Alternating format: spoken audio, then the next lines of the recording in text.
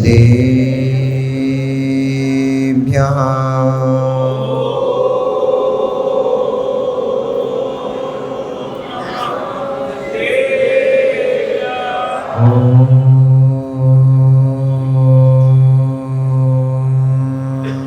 नमः सिद्धेभ्यः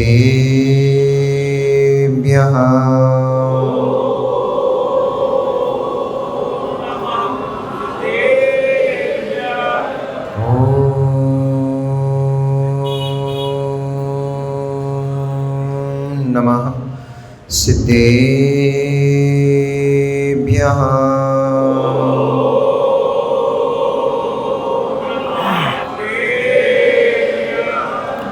तव सिद्धे नय सिद्धे संयम सिद्धे चरित्र सिद्धया नाणमिदं सणम्या सिद्धे शिरसा नमस्सामि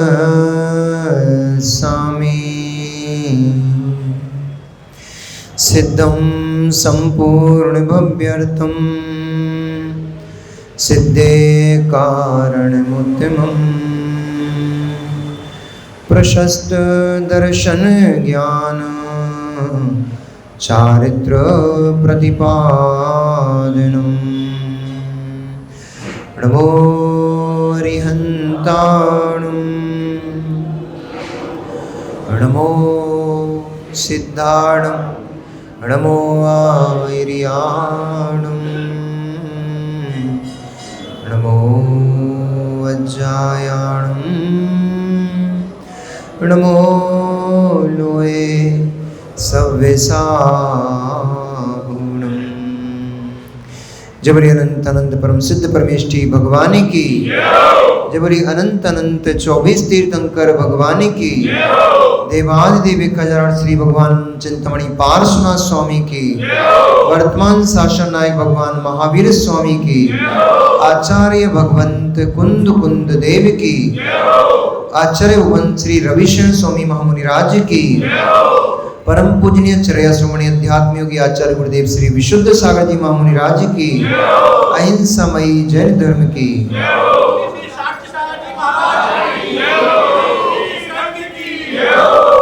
मनुष्यों वर्तमान शासन आया भगवान वर्धमान स्वामी के शासन काल में हम सभी भव्य जीव यहाँ विराजते हैं। परम भट्टारक महाश्रमण उन भगवान जनेन्द्र के मुख कमल से निश्चित भगवती वाग्वादिनी माँ जिनवाणी का हम सभी भव्य जीव यहाँ करुणांजलि लगा करके पान कर रहे हैं। यह वाग्वादिनी, यह भगवती माँ जिनवाणी सभी जीवों का कल्याण करे, सभी जीवों का मोक्ष मार्ग प्रशस्त करे। जीव की प्रवृत्ति अनादि काल से पाप रूप चलती आ रही है। पाप की क्रियाओं में यह जीव शीघ्र प्रवेश कर जाता है, लेकिन धर्म की क्रियाओं में, धर्म के कार्यों में जीव का प्रवेश बड़ा दुर्गम है, बहुत मुश्किल से हो पाता है। क्योंकि लोक में देखा भी जाता है पर्वत से पतित होने के लिए किसी चीज की आवश्यकता नहीं पड़ती है, पतन के लिए किसी चीज की आवश्यकता नहीं पड़ती है। पर्वत से छलांग मार दो, अपने आप नीचे पहुंच जाओगे। लेकिन नीचे से पर्वत पर चढ़ना हो तो बहुत पुरुषार्थ करना पड़ता है, बहुत मेहनत करना पड़ती है, तब जाकर के उस पर्वत की चोटी तक हम पहुंच पाते हैं। ऊपर उठने के लिए हमेशा पुरुषार्थ करना पड़ता है, नीचे गिरने के लिए कोई पुरुषार्थ नहीं करना पड़ता। क्यों? क्योंकि जीव की परिणति अनादिकालीन यही है। यह जीव 5 इंद्रिय के विषयों में, 5 इंद्रियों के भोगों में हमेशा से तल्लीन रहा है और अभी भी है। इसको उन 5 इंद्रिय के विषयों से बचने के लिए मेहनत करना पड़ती है। पाप की क्रियाओं में तुरंत प्रवेश हो जाता है।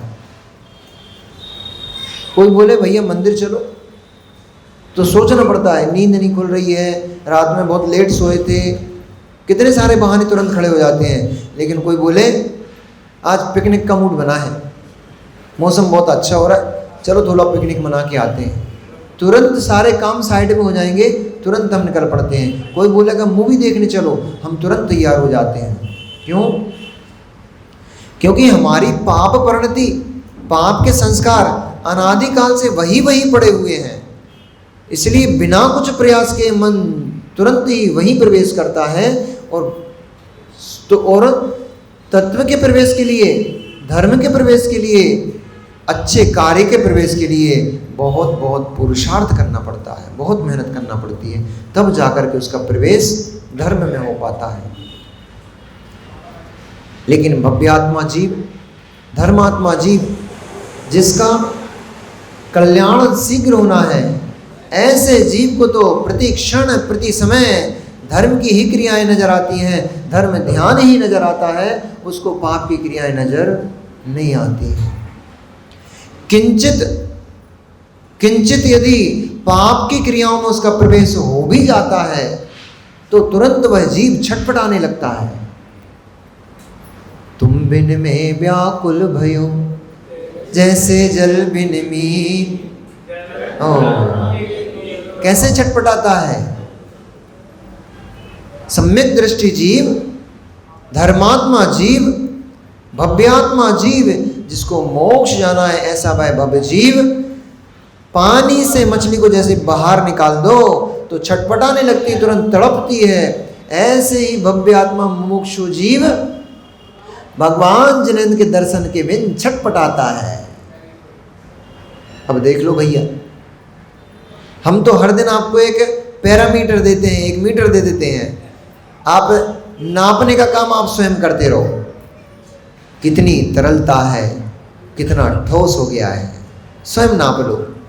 हमने तो आपको तराजू पकड़ा दिए, नापने का काम, तौलने का काम आपका स्वयं का है।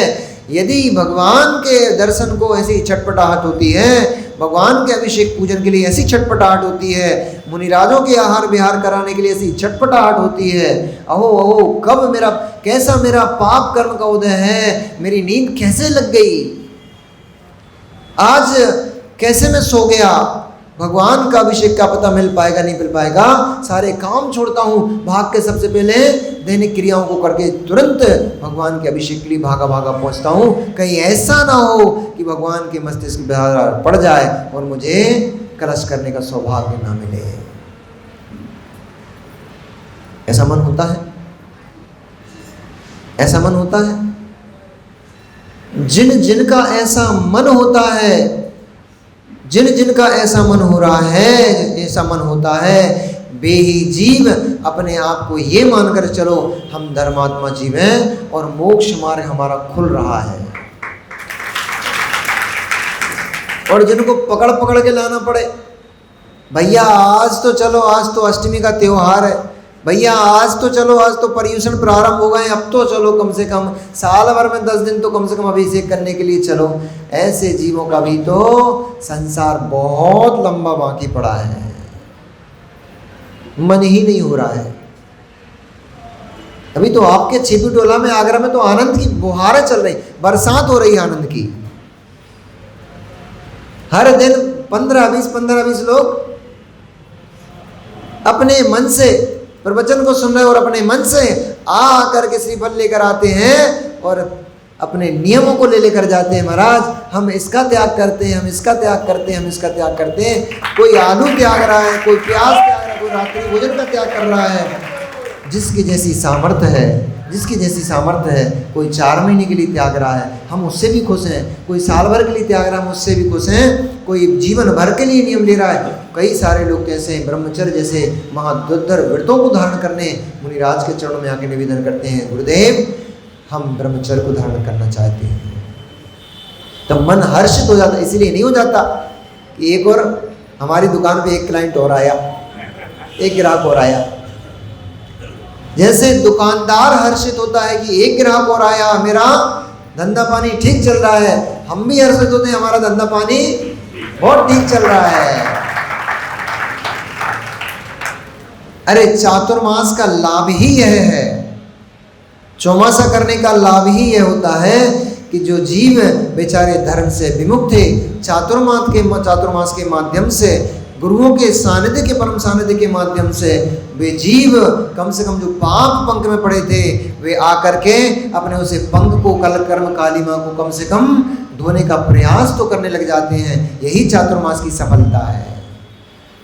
150 लोग, 200 लोग रात को भैयावृत्ति करने आ रहे हैं, छोटे छोटे से जरा से बच्चे, वे आकर के भैयावृत्ति क्या दबाएंगे वो बताओ, क्या भैयावृत्ति करेंगे वो? लेकिन इससे मतलब नहीं है कि वो भैयावृत्ति कैसे कर रहे हैं, क्या कर रहे हैं, खड़े हो जाते हैं, पकड़ के पीठ हिलाते रहते हैं। इससे प्रयोजन नहीं है कि वो क्या कर रहे हैं, प्रयोजन इस बात से है कि वे बालक टीवी के लिए नहीं मचल रहे हैं, मोबाइल के लिए मचल रहे हैं, वे बालक मिठाई खाने के लिए नहीं मचल रहे हैं, बाहर जाने के लिए, मूवी देखने के लिए, पिकनिक जाने के लिए नहीं मचल रहे हैं, वे बालक अपने पिता का हाथ पकड़ के भैयावृत्ति करने के लिए मचल रहे हैं। चलो पप्पा 9 बज गए हैं, क्या करने में लगो, चलो जल्दी भैयावृत्ति करने चलते हैं। ऐसे भाव उन छोटे छोटे नन्हे बच्चों के हो रहे हैं। यही धर्मात्मा का लक्षण है। ऐसी छटपटाहट धर्मात्मा के अंदर होती है। सैकड़ों जीव नियमों को उदाहरण कर रहे हैं, वे जीव अपना मोक्ष मार्ग प्रशस्त कर रहे हैं। एक क्षण प्रभु का दर्शन न मिले, एक क्षण प्रभु का दर्शन न मिले तो ऐसा मान के चलो, अरे नितिन भैया शादी तो हो गई होगी, हो गई ना? मित्र ये बताओ, जब शादी का समय निकट आ रहा था उस दिन कैसा लग रहा था? 8 दिन शादी के बचे हैं तो मन में खुलबुली मचना शुरू हो गई। 8 दिन बाद मैं विवाहित हो जाऊंगा, 8 दिन बाद मेरा अपनी प्रिया से मिलन होगा, ऐसी बातें करूंगा, उसके साथ यहाँ घूमने जाऊंगा, ऐसा जीवन जीऊंगा। कितने प्रकार के स्वप्न आपने उस 8 दिन में संजो डाले। और जैसे जैसे दिन बीतते जा रहे थे, वैसे जैसे मन की उत्सुकता और बढ़ती जा रही थी। जैसे जैसे दिन बीतते जा रहे थे वैसे वैसे अहो अब तो मात्र 4 दिन बचे हैं, अहो अब तो मात्र 3 दिन बचे हैं, अब तो मात्र 2 दिन बचे, कल ही मेरी शादी है। ऐसा हो रहा था कि नहीं हो रहा था? देखो ऐसा है, हमने शादी नहीं की लेकिन कराई बहुतों की है, बारातों में बहुतों की गए हैं। तो वो सब लोगों की चटपटाहट हमने देखी है। हमारे भी मित्रों की शादी हमारे सामने हो गई थी तो देखते थे, बेचारे पत्नी से तो बतिया नहीं पाते थे, हमसे ही बतियाते थे। अरे यार क्या करूं, बहुत नर्वस हो रहा हूँ, कल शादी है। अब वो पत्नी मिलेगी, कभी मिला नहीं, कभी जुला नहीं, कभी कोई बात नहीं, अब क्या बात करूँगा उससे। तो कितने प्रकार की उमंग होती है, कितने प्रकार के मन में विचार उत्पन्न होते हैं। ये तो पापियों के विचार हैं कि अंगना से, रमणिया से रमण करने के भावों को लेकर के उनको अंदर चटपटाहट उतारी है, हो रही है। सम्यक दृष्टि धर्मात्मा जीव के अंदर भगवान जिनेन्द्र की और भगवान जिने की दिव्य ध्वनि सुनने को कब मिल जाए, कब मिल जाए, ऐसे भाव सम्यक दृष्टि की होते हैं। तो राजा सैनिक पड़ा हुआ है बेचारा बिस्तर पे, नींद ही नहीं आ रही है, कभी इस करवट बदलता है, कभी उस करवट बदलता है, फिर नींद नहीं आती है, फिर उठ के खड़ा हो जाता है, महल में कक्ष में चलने लगता है, कभी पर्दों को हटा करके देखता है रात कितनी और बाकी बची है, अभी ये रात बीत क्यों नहीं रही है। प्रहरियों ने देखा कि आज हमारे महाराज क्या बात है, सो ही नहीं रहे हैं, पर लगता है इनका स्वास्थ्य कुछ बिगड़ गया है, स्वास्थ्य अनुकूल नहीं है, इसलिए इनको बेचैनी हो रही, घबराहट हो रही है। तो बार बार उठ के कहीं कमरे में, कक्ष में चलने लग जाते हैं, तो कहीं खिड़की की तरफ जाकर देखने लग जाते हैं, कहीं बाहर बालकनी में जाकर के हवा को लेने लग जाते हैं। तो लगता है महाराज का स्वास्थ्य ठीक नहीं है। तो एक प्रहरी ने आकर निवेदन किया कि स्वामी, मुझे लगता है आपका स्वास्थ्य ठीक नहीं है, वैद्य को बुलाऊं क्या? सैनिक बोलते, अरे मित्र तू क्या वैद्य को बुलाएगा, वैद्य जो दवाई देगा वो यहाँ काम आने वाली नहीं है, अभी रोग दूसरा चल रहा है। बोलता है प्रहरी, ये तो बताओ ये रात कितनी और देर लगाएगी बीतने में, ये बीत क्यों नहीं रही है? प्रहरी कहता है कि महाराज मुझे समझ में नहीं आ रही है छटपटाहट किस बात की हो रही है। आपको कोई स्वास्थ्य खराब है क्या, घबराहट हो रही है क्या, क्या हो रहा है? बोले घबराहट तो बहुत जोर से हो रही है, बस इस बात की घबराहट हो रही है रात क्यों नहीं बीत रही है। तो बोले रात तो डेली अब रोज रोज अपने समय से ही बीतती है महाराज, आप इतने व्याकुल क्यों हो आज? इससे पहले कभी आपको मैंने इतना व्याकुल नहीं देखा रात को लेकर के। आप विश्राम तो कीजिए, रात तो बीत जाएगी। तो सैनिक कहते हैं अब तुम्हें कैसे समझाऊं मित्र, मैं तुम्हें कैसे समझाऊं? ये रात का एक एक पल एक एक क्षण बिताना मेरे लिए कितना मुश्किल पड़ रहा है, कितना भारी पड़ रहा है, ये मैं तुम्हें कैसे समझाऊं? जिन जीवों के ऊपर आपत्ति पड़ी हो, कभी कभी कोई विपत्तियां आई हो, उन जीवों से विचारों से मिलो। उन जीवों के रात का एक एक घंटा कैसे बीतता है।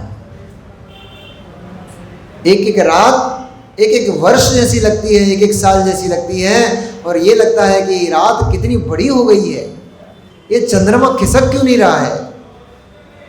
और जिन जीवों को अत्यंत हर्ष होता है कहीं जाने का, जब होता है ना, ये हमारे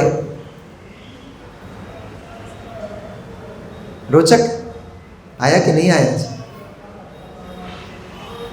जिनकी शादी हो गई हो और देवी हो मायके में, जिनकी विवाह हो गया हो और देवी हो मायके में, और आज उसको लिवाने जाना है, और अभी अभी शादी हुई थी, पहली बार विदा हुई थी उसकी। अब देखो पूरी रात कैसे कैसे निकल जाती है, कितने सारे चिंतनों में पूरी रात निकल जाती है। कब रात सुबह होगी, कब सुबह होगी, कब ये चंद्रमा खिसक ही नहीं रहा है, बढ़ ही नहीं रहा है, कैसा अटक गया है ये? रोज ऐसे ही होता है क्या? आज ही अटक गया है क्या? तुझे आज ही रुक जाना था। कितने प्रकार के विकल्प चल रहे हैं। ऐसे ही राजा सैनिक के मन में कितने विकल्प चल रहे हैं, कितने उथल पुथल मची हुई है, ऊहापोह मची हुई है। कैसे ये रात बीत जाए, कैसे ये बीत जाए, ताकि मैं सुबह जा करके अपने प्रश्नों का समाधान पाऊं। कभी सोचता है मखमल की सैया आनंद नहीं दे रही है, फूलों की सेज मखमल की सैया आनंद नहीं दे रही है। बेचारे गरीब तो ऐसे ही, वो देखते हैं अपन जब वहाँ से जंगल से आते ना, तो एक पटिया पे पड़ा रहता है बेचारा, एक जरा सा चद्दर ओढ़े, उसको पटिया में ही आनंद है, उसको पटिया में ही आनंद आ रहा है। क्यों? क्योंकि कोई विकल्प नहीं चल रहा है, कोई चिंतन नहीं चल रहा है, इसलिए पटिया ही आनंद दे रहा है। राजा सैनिक के मन में विकल्प चल रहा है, तो फूलों की सेज भी आनंद नहीं दे रही है। फूलों की सेज सुगंधी से भरी हुई है, तब भी नींद नहीं आ रही है। क्या सोचता है? भगवान जिनेंद्र ने कहा था कि 63 सलाह का पुरुष होते हैं, उनमें बलभद्र भी होते हैं, नारायण भी होते हैं, प्रतिनारायण होते हैं, चक्रवर्ती होते हैं, तीर्थंकर होते हैं। भगवान जिनेंद्र ने 169 महापुरुषों का वर्णन किया था, जिनमें तीर्थंकर के माता पिता का वर्णन आया था, जिनमें बलभद्र का वर्णन आया था, जिनमें चक्रवर्ती नारायण प्रतिनारायण और कामदेव आदि जीवों का वर्णन आया था। तो ये जो बलभद्र है, इनका बार बार नाम आया। रामचंद्र आदि बलभद्र 63 सलाह का पुरुषों में भी आया था, और 169 महापुरुषों में भी राम आदि बलभद्रों का नाम आया था। ये बलभद्र कौन होते हैं? रामचंद्र जी का चरित्र है क्या? ऐसा सैया पे पड़ा हुआ है सैनिक, चिंतन कर रहा है। मैं जैसे ही सुबह होगी, सबसे पहले जाकर के मैं पद्म रामचंद्र के बारे में पूछूंगा कि रामचंद्र के चरित्र को तो कहिए, कैसा था उस रामचंद्र का चरित्र। ऐसा चिंतन करते करते एक क्षण को, जैसे ही आपके साथ भी होता है ना कि जब नींद नहीं आ रही हो और बिस्तर पे पड़े थोड़े समय के लिए झपकी लग जाती है, और झपकी में क्या चलता है? फिर वही विषय चलता है जिस विषय को लेकर के चिंतन चल रहा होता है, वही दृश्य आपके सामने आने लग जाता है। ऐसे ही जैसे ही थोड़े से समय के लिए राजा सैनिक की झपकी लगी, उतनी देर में राजा सैनिक समूह में पहुंच गया, और पहुंचते ही भगवान के हाथ जोड़कर नमस्कार किया। हे भगवान, मुझे मेरी शंकाओं का समाधान कीजिए, मेरी जिज्ञासा का समाधान कीजिए। ये राम बलभद्र कौन थे, कौन है, कृपया बताने का प्रयास कीजिए। और जैसे ही भगवान महावीर स्वामी ने जैसे ही ओम कहा, वैसे ही झपकी खुल गई। अरे मैं तो सोच रहा था मैं समोशर में पहुंच गया, अभी तो मैं इधर ही पड़ा हूं। ऐसी स्थिति राजा शैणिक की बनी हुई छटपटाहट है। और छटपटाहट कैसी है तो बता रहे हैं कि नींद नहीं व्याकुल है नैना। कैसी छटपटाहट है? नींद नहीं व्याकुल है नैना, कैसे बीते बैरन रहना। नींद नहीं व्याकुल है नैना, कैसे बीते ये बैरन रहना। पाऊं जाकर प्रभु दर्शन को, तब होगा संतोष घनेरा। सोचत सोचत रह निकल गई हो, सोचत सोचत रह निकल गई। मोरे हुई फिर पड़े ना चैना, सज धज निकल पड़े सैनिक जी, सुनने प्रभु के अमृत बहना। सज धज निकल पड़े फिर सैनिक, सुनने प्रभु के अमृत बहना। छटपटाते हुए आकुलता व्याकुलता के साथ, और एक क्षण भी नींद नहीं आई। नींद आंखों में घूमते घूमते वापस चली गई। और देखते देखते भोर की पहली किरण निकल ही पड़ी। उसको भी शायद दया आ गई, करुणा आ गई कि कब तक बेचारे को मैं तरसाऊंगी, कब तक परेशान करूंगी, कब तक इस रात के घने अंधकार में यह बेचारा जीव तड़पता रहेगा। इसलिए उस पर दया करते हुए और सूर्य की एक किरण फूट ही पड़ी। और जैसे ही उजाले की एक किरण फूटी दिखी, सैनिक तो सबसे पहले उछल पड़े, ओ भोर हो गई, भोर हो गई, चलो मुझे शीघ्र चलना चाहिए। और जैसे ही भोर हुई, सूर्य की किरणों के प्रताप से संपूर्ण अंधकार समाप्ति को चला गया। जैसे ध्यान में लीन योगी एक एक करके सब कर्मों की निर्जरा कर देते हैं, सब कर्मों को भस्मीभूत कर देते हैं, जला डालते हैं, हटाकर दूर कर देते हैं। ऐसे ही सूर्य की एक एक किरण के फूटते ही संपूर्ण काला अंधकार, काली रात्रि नाश को प्राप्त हो गई। वह ऐसे भाग गई जैसे सिंह को देख करके हिरण चौकड़ी भरता है, ऐसे ही भोर के होते ही वह रहना दूर भाग खड़ी हुई। और क्षणिक अपने कक्ष से निकलकर अपनी दैनिक क्रियाओं से निवृत्त हुए और द्वारपालों को तुरंत उन्होंने आदेश दिया संपूर्ण सभा को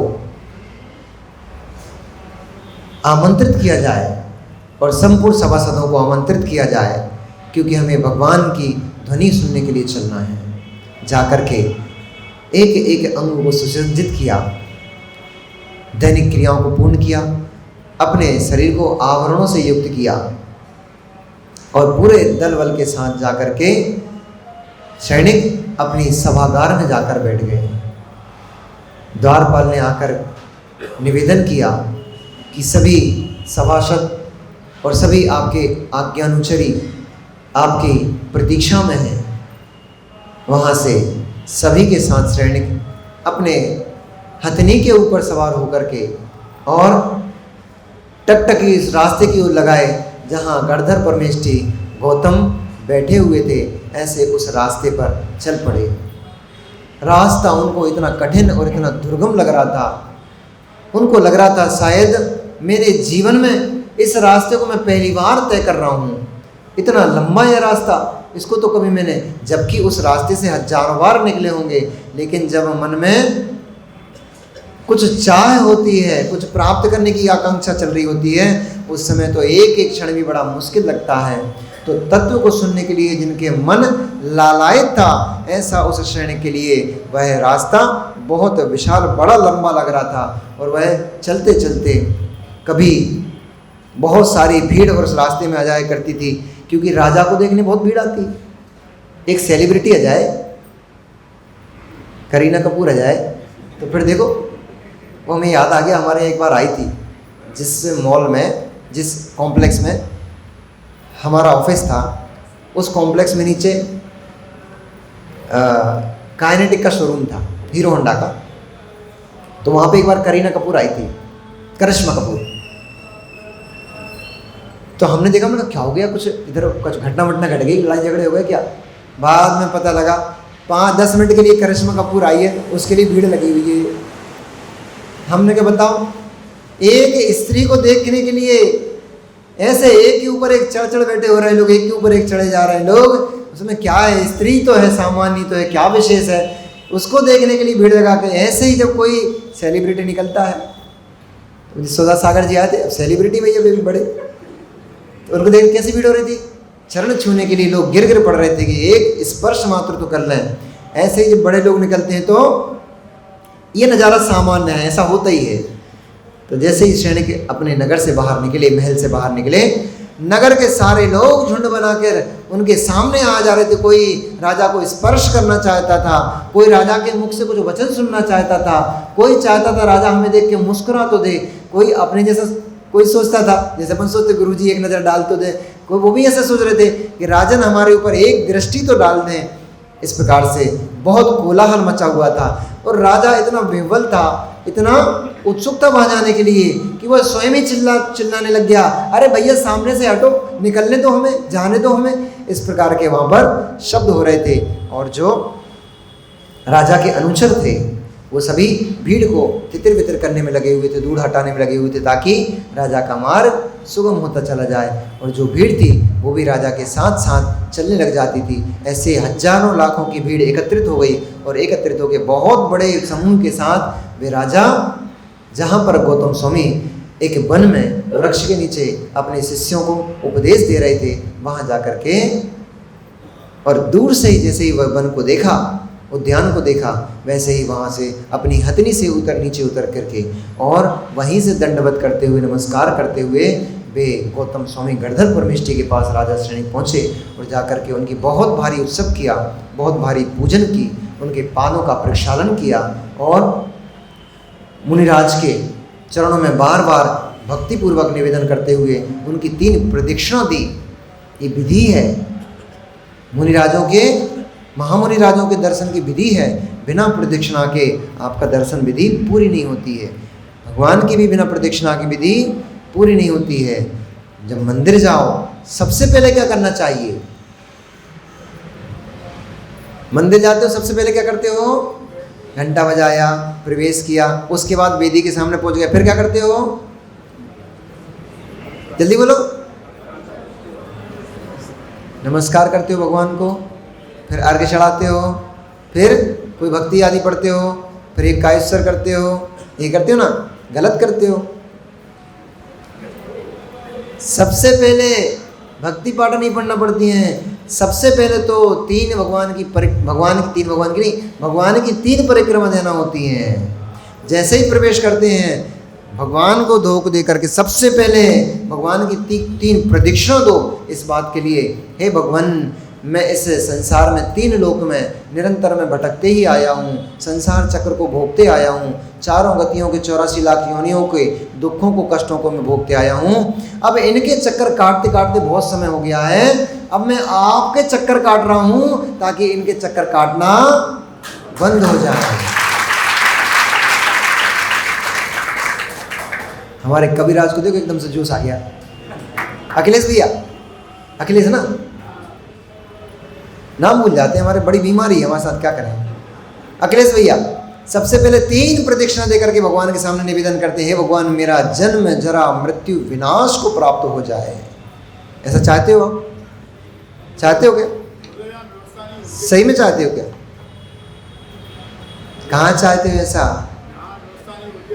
जन्म जरा मृत्यु का विनाश चाहते हो, जन्म जरा मृत्यु का विनाश चाहते हो और शरीर को श्रृंगारित करने में लगे रहते हो, खाने पीने में शरीर को पुष्ट करने में लगे रहते हो, पूरी पाप की क्रियाओं में ही लगे रहते हो। पाप की क्रियाओं से जन्म जरा मृत्यु विनाश होगा क्या? धर्म की क्रियाओं से होगा, पुण्य की क्रियाओं से होगा और ध्यान अग्नि में कर्मों को झुलसाने से होगा। ऐसे थोड़ी होगा जाके बोल दिया जन्म मृत्यु विनाश कर दो। वो कुछ नहीं करने वाले हैं, वो तो बैठे हैं दिखाने के लिए, हम बैठे हैं, तुम आओ और हमसे सीख लो और कर लो और चले जाओ। हम ना कुछ करने आने वाले हैं, ना कुछ देने आने वाले हैं। देना लेना व्यापारियों का काम होता है, रागियों का काम होता है, वीतरागियों का, वैरागियों का काम देना लेना नहीं होता है। जो देने लेने काम में लगे ना, वे सब वीतरागी के वैरागी के वितरागी। निर्णय स्वयं कर लो, वीतरागी, वैरागी या फिर वितरागी। वित्त मतलब संपत्ति, पैसा, वितरागी। इसलिए देने लेने के कार्यों का काम, देने लेने के कार्यों में निर्गंत तपोधनों का कोई प्रयोजन नहीं होता। ऐसे भी प्रयोजन निष्प्रयी संत गौतम गणधर परमेष्ठी निष्प्रय वृत्ति से युक्त होकर अपने शिष्यों को आगम का उपदेश देते हुए वहाँ विराजमान थे। वहाँ पहुँच करके बहुत भारी पूजा के साथ सबसे पहले 3 प्रदक्षिणा दी। प्रदक्षिणा दे करके बैठ करके गवासन से राजा सैनिक ने उन गणधर परमेष्ठी को और सब मुनिवर्णों को नमस्कार किया। आप लोग तो ऐसे ही करते हो ना, कैसे कर लेते हो? नमोस्तु महाराज जी, नमोस्तु महाराज जी। कछु तो ऐसे कर, नमोस्तु महाराज जी। अरे जिन को अपने कमर दर्द ठीक करने हो ना और घुटनों के दर्द ठीक करने हो, वे कम से कम भगवान के, कम से कम जितनी बार भी भगवान के दर्शन करने जाओ उतनी बार गवासन से बैठ करके नमस्कार करो। एक बार दर्शन करने जाओ तो कम से कम 3 बार परिक्रमा दो, बैठ के गवासन से नमस्कार करो, फिर खड़े होकर के फिर कोई स्तुति पाठ आदि करो। अहो जगत गुरुदेव। अब सब भूल भाल तो गए हो आप, कहाँ अब सुनने को मिलती है? अब तो ये विनतियाँ सुनने को नहीं मिलती। प्रभु पतित पावन मैं अपावन चरण आयो शरण जी। ये अरे बस बस बस,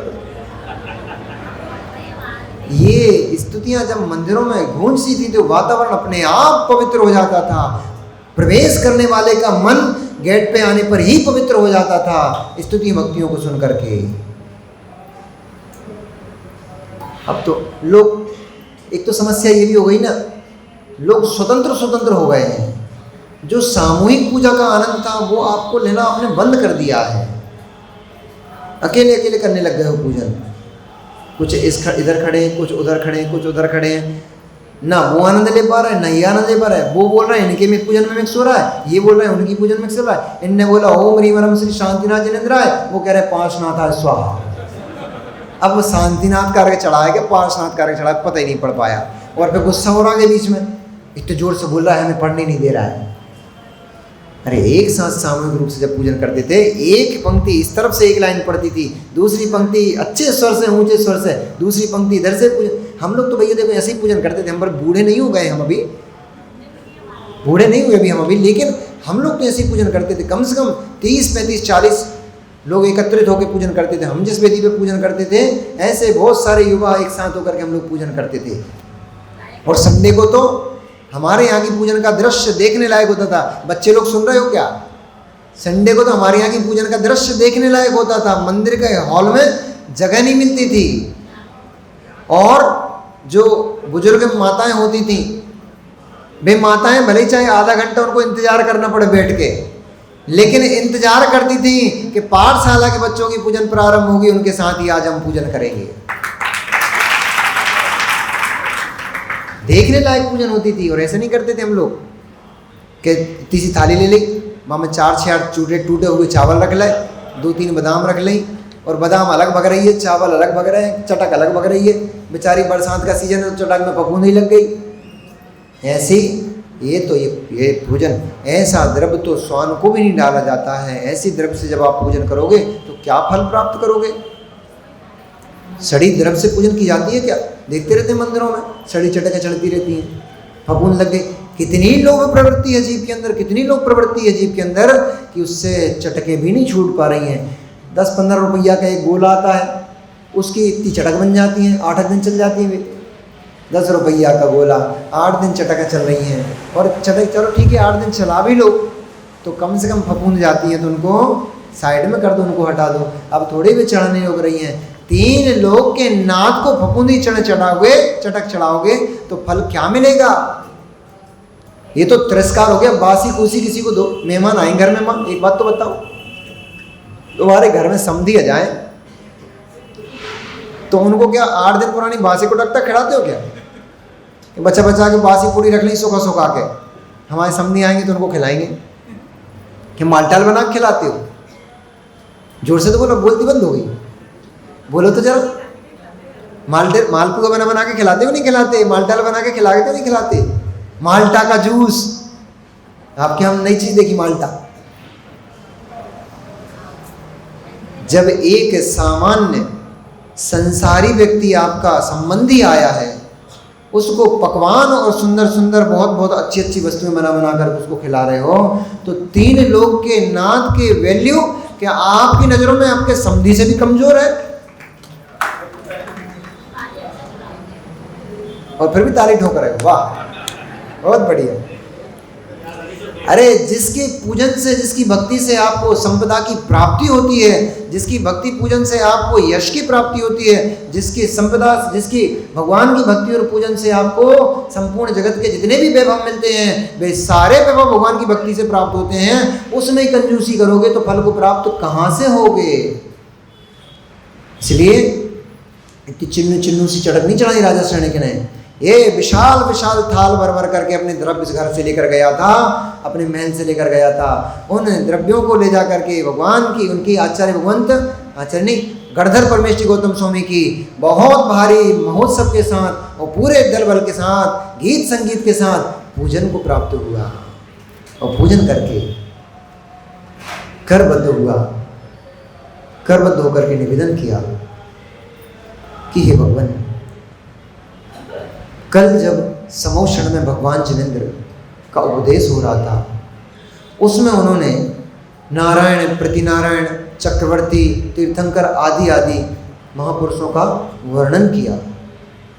उस वर्णन में उन्होंने पद में श्री राम बलभद्र का नाम लिया था।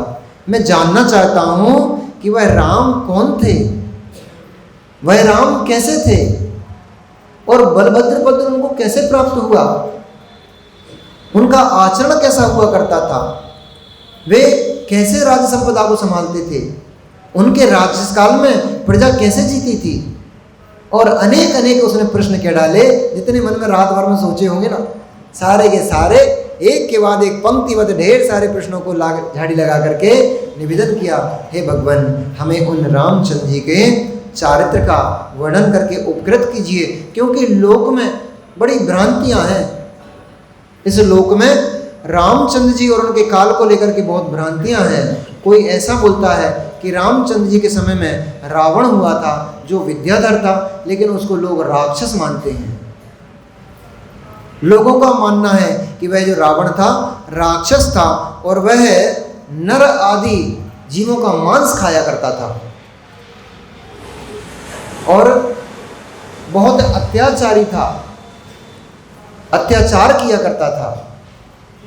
और वह रावण उसका बहुत विशाल साम्राज्य था, जिस साम्राज्य का वह भूपति था।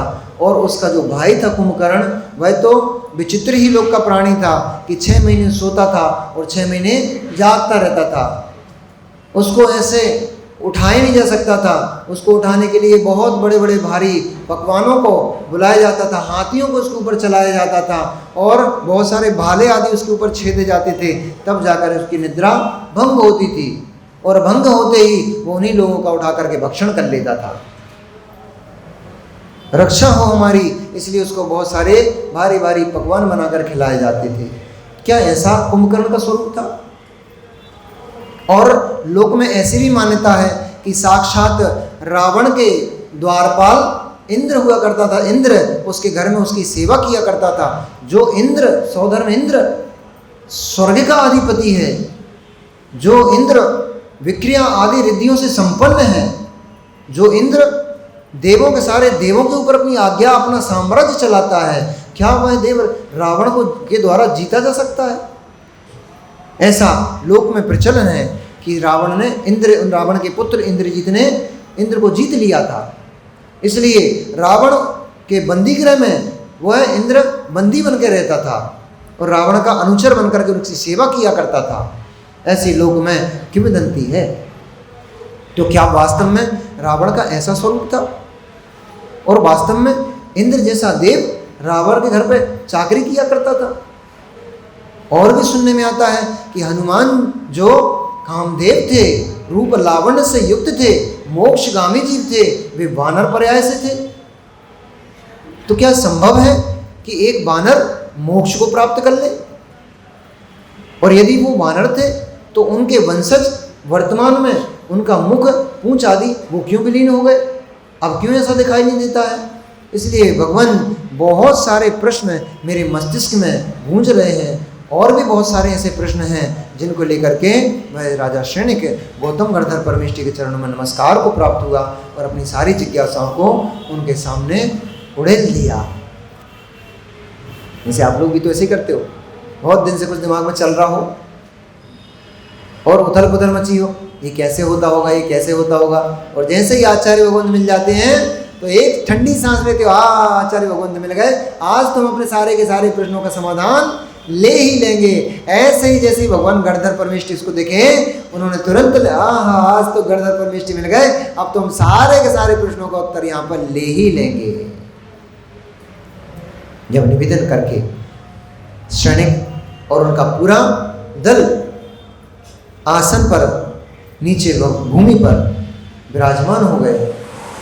देखो भैया ऐसा है, शृणिक कहाँ बैठे हैं?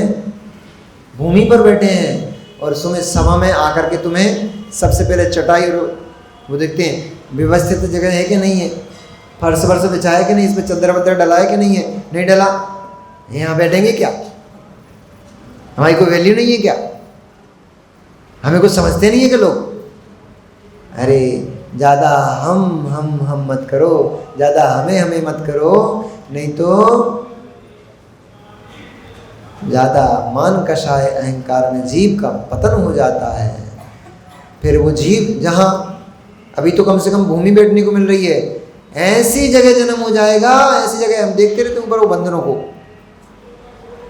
पाइप का सहारा लेके बैठे रहते हैं। रात में हम सामायिक कर रहे थे, छत पे तो हमने देखा एक बंदर, संजय भैया वो उतनी सी पट्टी थी, उसके ऊपर दोनों हाथ यूँ लटकाए उसने, उस पट्टी के ऊपर सो रहा था। हमने इनका भी जीवन आनंद का है जी, पड़े बढ़िया, टेंशन ही नहीं है, कौन गद्दा, कौन तकिया, कौन बिस्तर, कौन पल्ली, कछु नहीं। उनने तो पट्टी पकड़ी और पट्टी पे, हम तो ये सोच रहे थे 5 मंजिल ऊपर ही पट्टी पे सो रहा है, टपकता नहीं क्या रात में? क्या करवट वरवट नहीं बदलता क्या ये? पर देखो ज़्यादा मान कसाई करोगे, ज़्यादा गद्दा तकिए और ज़्यादा फर्श सुंदर देखोगे, ऐसी पर्याय मिल जाएंगी, फिर जगह जगह कहीं के पाइप पे पड़े मिलोगे तो कहीं के पटिए पे पड़े मिलोगे। सुबह पटिए पे पड़ा था व्यक्ति, बहुत मान कसाय मत करो, मान कसाय मत करो, मान कसाय सब छीन के ले जाएगी, फिर नाली के किनारे से किसी पटिए पे सोते मिलोगे।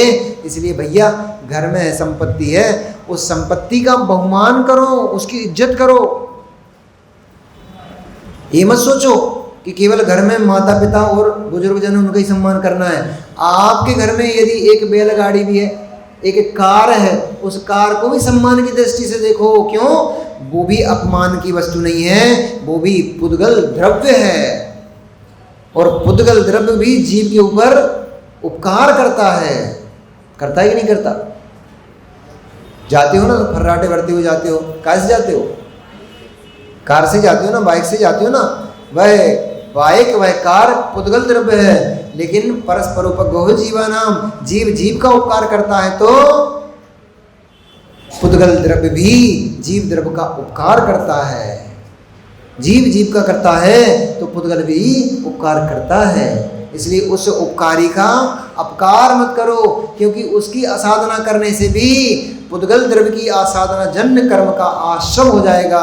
अब जब यहाँ जैनागम में इतना सूक्ष्म विवेचन किया है कि आपके घर में पड़ी बुहारी को भी लात मत मारो, पैर मत मारो, वह पुद्गल द्रव्य है, वह भी आपकी उपकारी है, आपके घर से कड़चड़ा हटाने का काम करती है, इसलिए वह भी तिरस्कार की वस्तु नहीं है।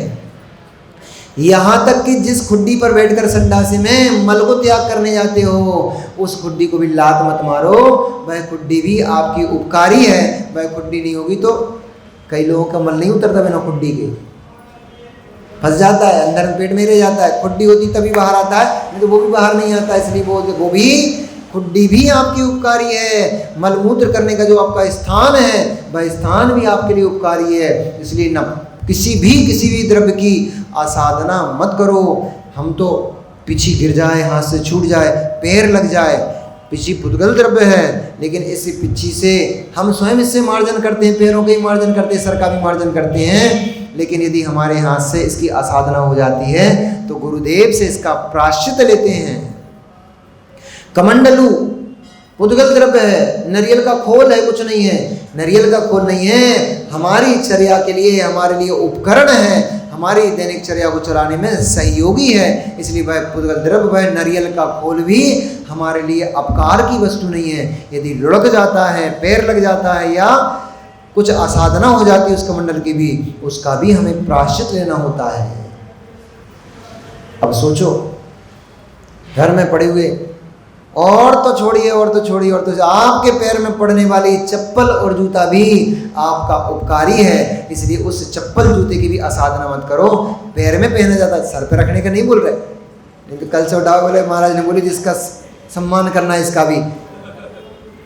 पैर नंगे हैं और सर पे चप्पल रखे चले जा रहा है।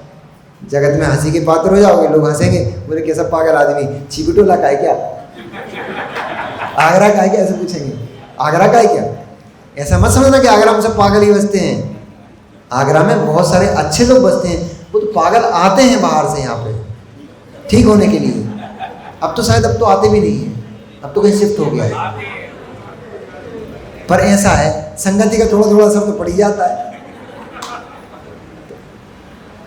इसलिए सत्संगति का असर लेना है, कुसंगति का असर अपने को नहीं लेना है। इसलिए उपकारी के उपकार को कभी भूलना नहीं चाहिए। किंचित भी किसी जीव ने आपका इतना सा भी उपकार किया है, उसके उपकार को कभी भूलना नहीं चाहिए। जीवन भर उसके उपकार का याद रखो। इस व्यक्ति ने ऐसे समय पे मेरी मदद की थी, इस व्यक्ति ने मेरा यहाँ पर मेरा उपकार किया था, ये उपकार जैसे भी हो चुकाते बने तो मैं चुकाने का प्रयास करूँगा, नहीं चुकाते बने तो कम से कम उसके उपकार का सम्मान करते रहना। यही आपके द्वारा उससे उपकारी के उपकार का बदला हो गया। राजा श्रेष्ठ ने जैसे ही प्रश्नों का निवेदन किया, गणधर परमेष्टि गौतम सोमु ने कहा कि हे श्रेणिक, तुमने भव्य जीवों के कल्याण के हेतु बहुत ही बड़ा और बहुत ही सुंदर प्रश्न किया है। महापुरुषों की कथा का श्रवण असंख्यात गुणी कर्मों की निर्जरा का साधन बनता है। ये आप सामान्य नहीं समझना। ये जो सभा लगी ना इतनी बड़ी, इस सभा को आप सामान्य नहीं समझना। ये सभा का बैठा हुआ एक एक जीव, चाहे वो छोटा सा बच्चा ही क्यों ना हो, इस सभा में बैठकर कर्मों की निर्जरा को प्राप्त हो रहा है, पुण्य के बंध को प्राप्त हो रहा है। ऐसा हम नहीं कह रहे। ऐसा आचार्य भगवंत रविशरण स्वामी जी ने इस ग्रंथ में लिखा हुआ है कि जो भगवान जिनेन्द्र के द्वारा उपदिष्ट तत्व का एक शब्द मात्र भी, एक अक्षर मात्र भी, एक अक्षर का असंख्यातवा भाग भी जो श्रद्धा से श्रवण करता है, वह जीव भविष्य में कभी न कभी केवल ज्ञान को प्राप्त करता है। वही उतना सा सुना हुआ शब्द उसके लिए देशना लब्धि का कार्य करने लग जाता है, और वही फिर एक न एक दिन उसके अंदर वैराग्य को उत्पन्न कर देता है, और वही सच्चे वैराग्य को प्राप्त होकर के वह जीव नियम से कर्मों की छपना करते हुए केवल ज्ञान को प्राप्त कर लेता है, भगवान बन जाता है। इतना सा सुना हुआ शब्द माँ आपको भगवान बना सकता है, भगवान बनाने की सामर्थ्य रखता है। इसलिए जिनवाणी को हमेशा विनयपूर्वक सुना करो, भक्तिपूर्वक सुना करो, उत्साहपूर्वक सुना करो। स्वाध्याय परम तप, ऐसा मूलाचार्य जी में भी निकला। स्वाध्याय ही परम तप है, क्योंकि स्वाध्याय करने से पांचों इंद्रिय के विषय नियंत्रित हो जाते हैं, मन नियंत्रित हो जाता है, इंद्रियां नियंत्रित हो जाती हैं। इसलिए मन वचन काय तीनों नियंत्रित हो जाने से यह स्वाध्याय करने से कई गुना कर्मों की निर्जरा होती है। इसलिए इसको परम उत्कृष्ट तप में रखा गया है। और महापुराण महापुरुषों की कथा सुनने से तो कई गुना कर्मों की निर्जरा होती है। इसलिए हे श्रेणिक, तुमने असंख्यात जीवों के उद्धार के लिए जो प्रश्न किया है, ये बहुत श्रेष्ठ प्रश्न है। पर जैसे कोई भवन नींव की मजबूती के बिना ठहरता नहीं है। आप लोग सोच रहे होंगे ये अच्छे महाराज मिले, पद्म पुराण सुनाने और राम के बारे में कुछ बताते नहीं है। क्यों साहुला जी, सही है कि नहीं? बोले सुना पद्म पुराण रहे और राम के बारे में कुछ बताते नहीं। कभी श्रेणक को लेके जाते हैं, कभी गणधर गौतम को लेके जाते हैं, तो कभी विदेश क्षेत्र को लेके जाते हैं, तो कभी कर्म भूमि को लेके जाते हैं, कभी भोग भूमि को लेके जाते हैं। बेस के बिना, नींव के बिना भवन मजबूत नहीं होता है।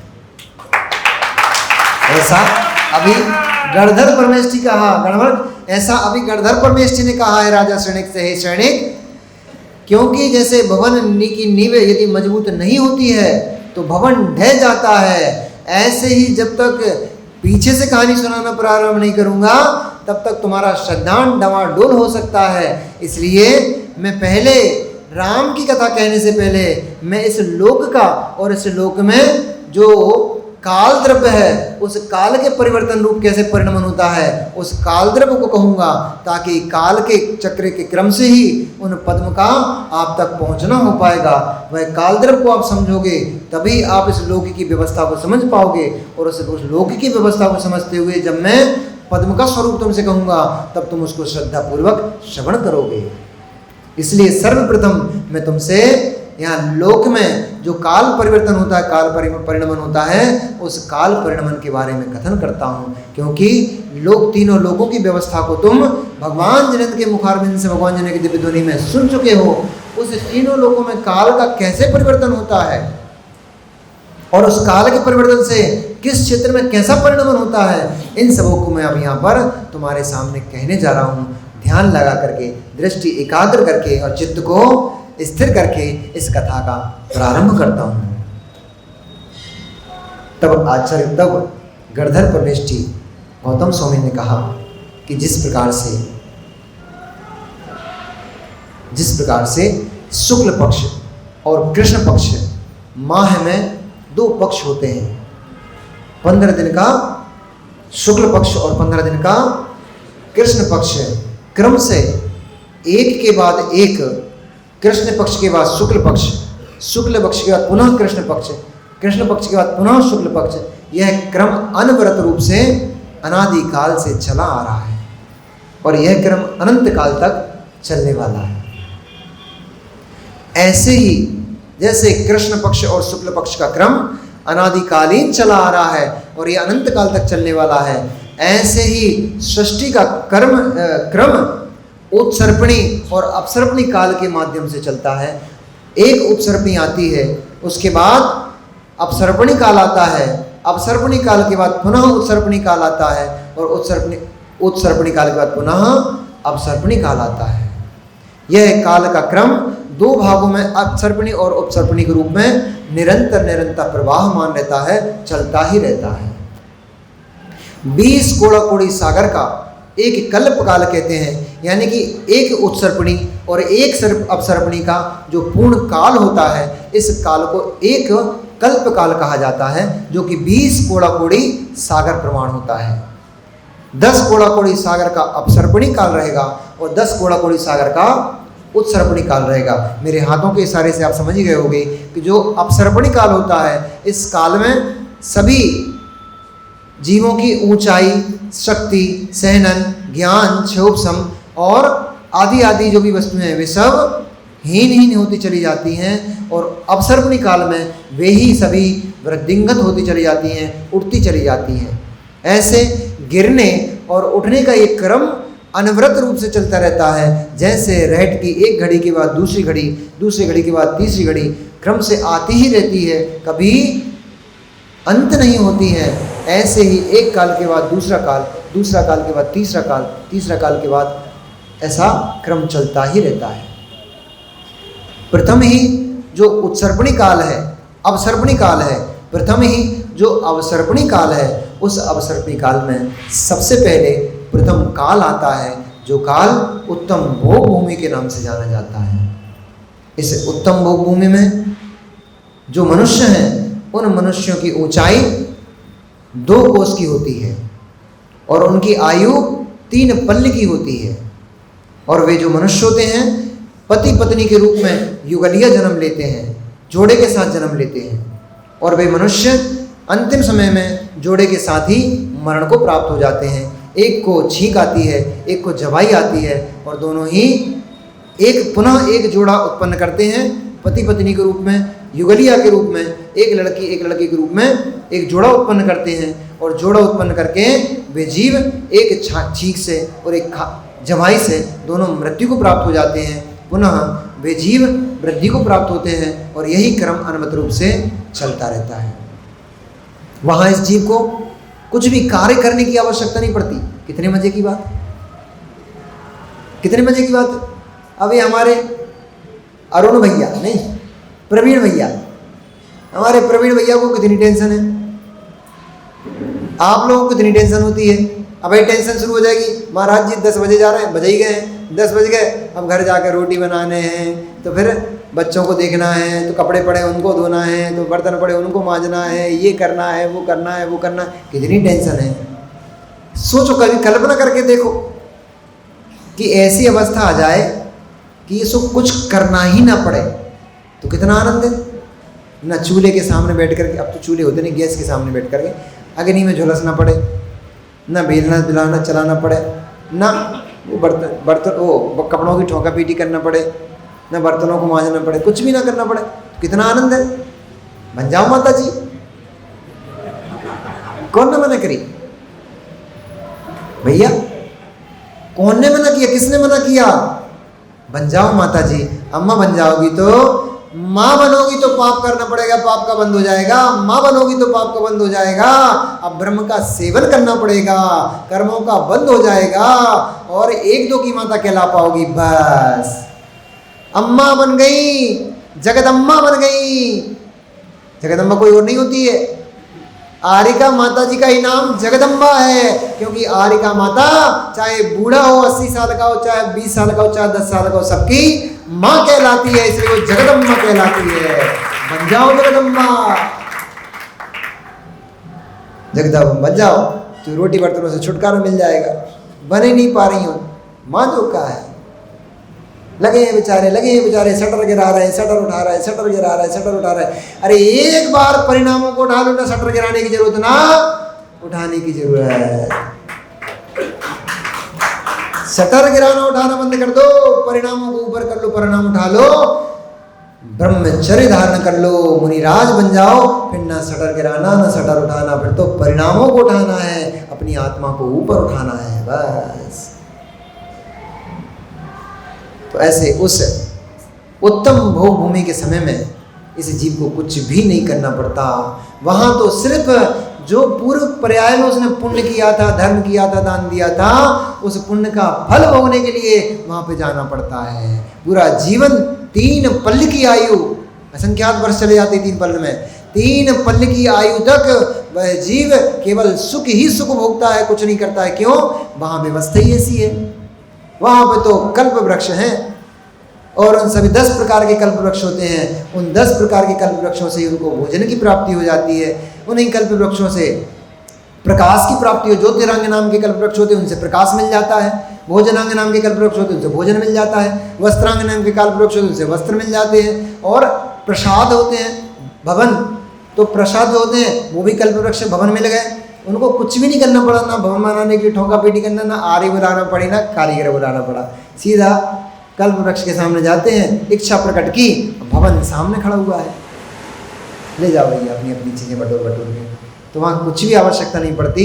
वस्त्र तो कल्प वृक्ष से, भोजन तो कल्प वृक्ष से, भवन तो कल्प वृक्ष से, जितने भी भोग सामग्रियाँ होती हैं, आभूषण होते हैं, सब कल्प वृक्ष से मिल जाए। जो जो सामग्रियाँ आप भोगते हो, सारी की सारी सामग्रियाँ आपको बिना कुछ मेहनत करे, क्योंकि यहाँ मेहनत कर ली थी ना, इसलिए बिना मेहनत करे वहाँ पे केवल इच्छा करने मात्र से आपको प्राप्त हो जाती है। ऐसी उस उत्तम भोगभूमि का वर्णन और आगे कल भी चलेगा। अभी भोग भूमियाँ बाकी हैं, फिर कर्म भूमि आएगी, फिर राम भगवान का जन्म होगा। चलते हैं उन राम के, जैसे सैनिक को छटपटाहट हो रही थी, वैसे ही हम भी अपनी जिज्ञासाओं को और बढ़ाते हैं घर पर बैठ करके कि अब आगे क्या होने वाला है। To be continue after a small. भगवान महावीर स्वामी की